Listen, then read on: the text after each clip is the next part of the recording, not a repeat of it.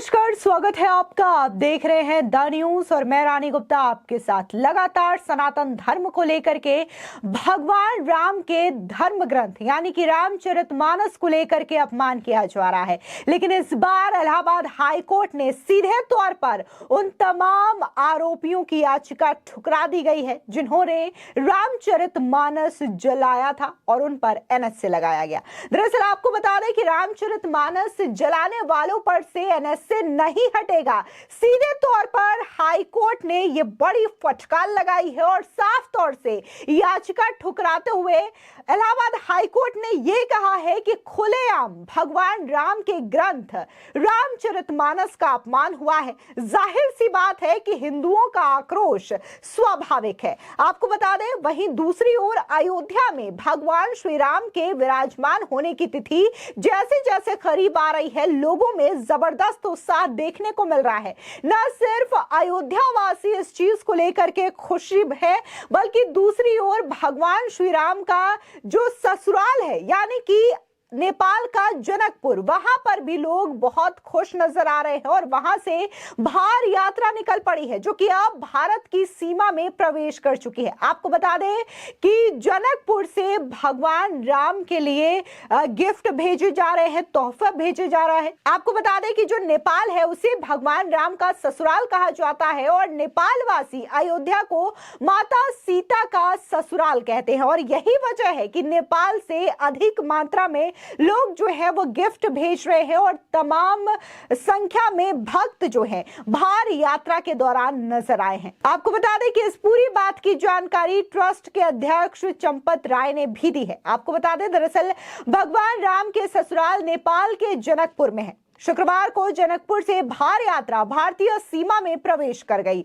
यहाँ पूरे उत्साह और फूलों से यात्रा में शामिल लोगों का स्वागत किया गया। इस मौके की सामने आई तस्वीरों से उमंग साफ झलक रहा है। बता दें कि 22 जनवरी को राम मंदिर के प्राण प्रतिष्ठा समारोह से पहले श्री राम जन्मभूमि तीर्थ क्षेत्र के महासचिव चंपत राय ने अयोध्या पहुंचने वाली भार यात्रा के बारे में जानकारी दी है। सुनिए आखिर उस यात्रा के बारे में क्या बता रहे हैं। नेपाल, मिथिला और अवध, अवध का अर्थ भारत, जनकपुर और वीरगंज का मतलब नेपाल, बिहार, गंगा के उत्तर का बिहार यानी मिथिला और जनकपुर यानी मिथिला, तो जनकपुर यानी नेपाल,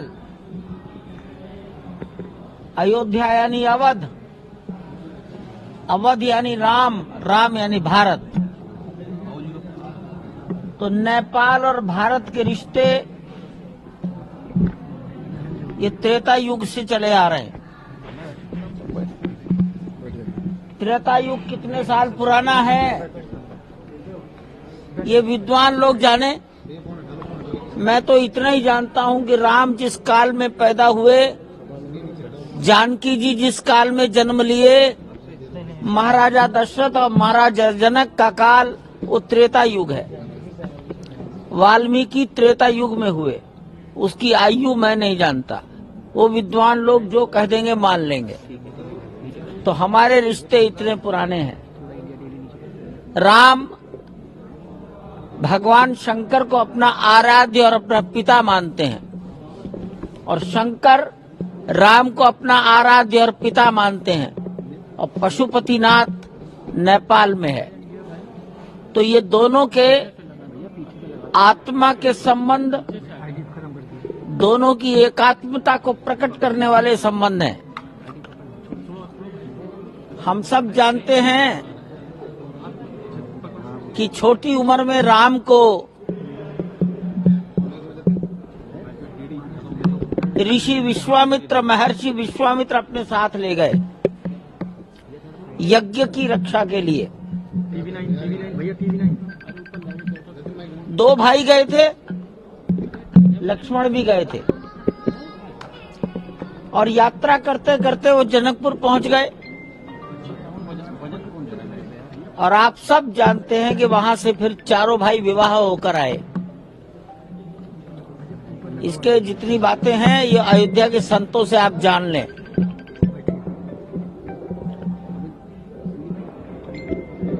तो विवाह में लड़की का घर लड़के के घर को कुछ भेंट देता है। मिथिला में उसी को भार कहा जाता है।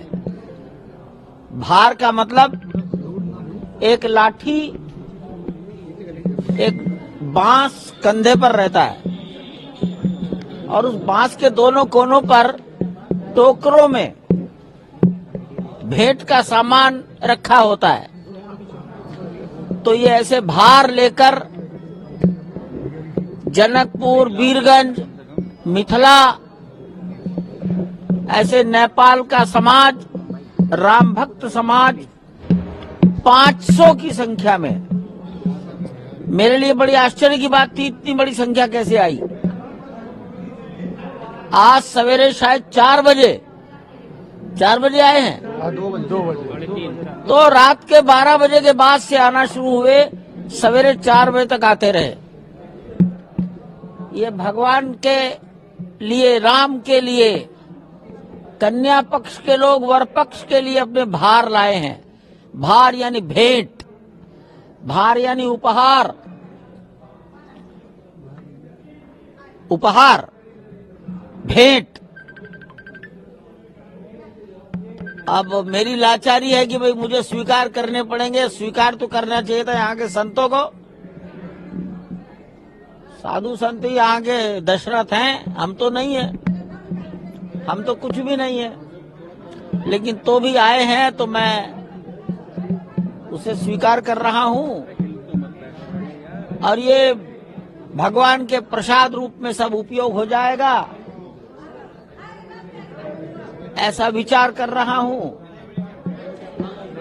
भगवान अपना काम स्वयं पूरा कर लेंगे। आपको बता दें, दरअसल मिथिला संस्कृति के हिसाब से जब शादीशुदा बेटी गृह प्रवेश यानी कि ससुराल के नए घर में एंट्री करती है तो उसे सौगात यानी कि भार भेजा जाता है। और इस परंपरा को निभाते हुए जनकपुर धाम से अयोध्या में 2 से 3 ट्रक सौगात और उपहार भेजे जा रहे हैं, जिसमें अयोध्या वासियों के लिए और अयोध्या के लिए काफी ज्यादा उपहार जनकपुर से भेजे जा रहे हैं।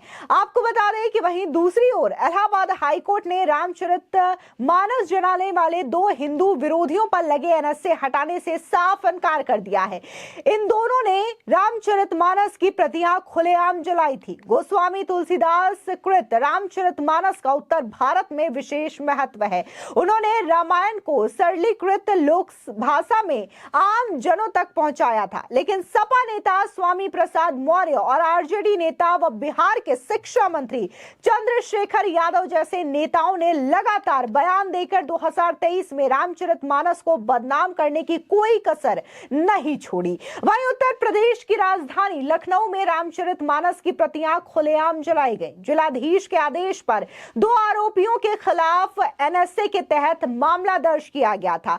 इन दोनों ने इलाहाबाद हाईकोर्ट में आदेश को चुनौती दी। अब हाईकोर्ट ने इस याचिका को खारिज कर दिया है। दरअसल जस्टिस संगीता चंद्रा और जस्टिस नरेंद्र कुमार जौहरी की खंडपीठ ने शुक्रवार यानी कि 5 जनवरी को देवेंद्र प्रताप यादव एवं सुरेश सिंह यादव की याचिकाओं को रद्द कर दिया है। बता दें कि सतनाम सिंह नवी नामक हिंदू कार्यकर्ता ने 29 जनवरी 2023 को इस संबंध में स्थानीय पीजीआई थाने में मामला दर्ज कराया था। वहीं वृंदावन कॉलोनी में रामचरितमानस पुस्तक के न सिर्फ पन्ने फाड़े गए थे बल्कि उसे जलाया भी गया था। इससे आम लोग आक्रोशित हो गए और इलाके में तनाव भी बढ़ गया था। इन दोनों ने स्वामी प्रसाद मौर्य के समर्थन में इस घटना को अंजाम दिया था। हाईकोर्ट ने स्पष्ट कहा कि आरोपितों ने अपने सहयोगियों के साथ मिलकर दिन दहाड़े सार्वजनिक स्थान पर भगवान राम के जीवन के घटनाक्रम से संबंधित ग्रंथ का जिस तरीके से अपमान किया, उससे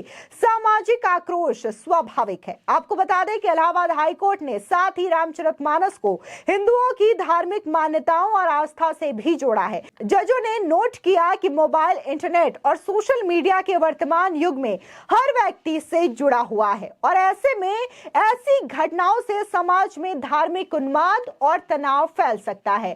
साथ ही इलाहाबाद हाईकोर्ट ने यह माना है कि प्रशासन द्वारा एनएसए लगाने का निर्णय लेना उचित है और बिल्कुल सही है। अदालत ने कहा कि जिस तरीके का व्यवहार किया गया है वो हिंदुओं का आक्रोशित होना स्वाभाविक था। आपको बता दें कि पिछले कई दिनों से रामचरितमानस हो या फिर सनातन धर्म हो, इसके खिलाफ इंडिया अलायंस के नेताओं की बयानबाजी जारी है। न सिर्फ समाजवादी पार्टी के नेता स्वामी प्रसाद मौर्य जो है रामचरितमानस का अपमान करते हैं, बल्कि बिहार के शिक्षा मंत्री चंद्रशेखर आजाद ने भी बाकायदा की निंदा की थी, इसको लेकर के टिप्पणी की थी और यहां तक कि रामचरितमानस की जो तुलना है वो पोटेशियम साइनाइड जैसे जहरीले पदार्थ से की थी। और वहीं दूसरी ओर बात हम करें तो एमके स्टालिन के बेटे उदयनिधि स्टालिन तो बाकायदा सनातन धर्म को डेंगू और मलेरिया तक बता चुके हैं। ऐसे में इस पूरे मामले को लेकर के आपकी क्या राय है, हमारे कॉमेंट सेक्शन में जरूर बताएं। धन्यवाद।